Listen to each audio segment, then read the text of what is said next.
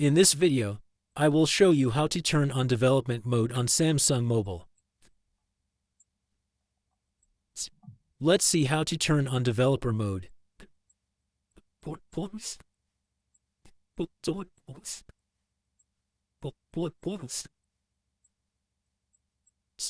Go to Mobile Settings.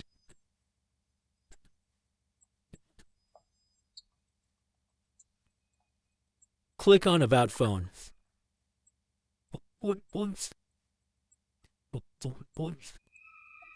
Click on Software Information.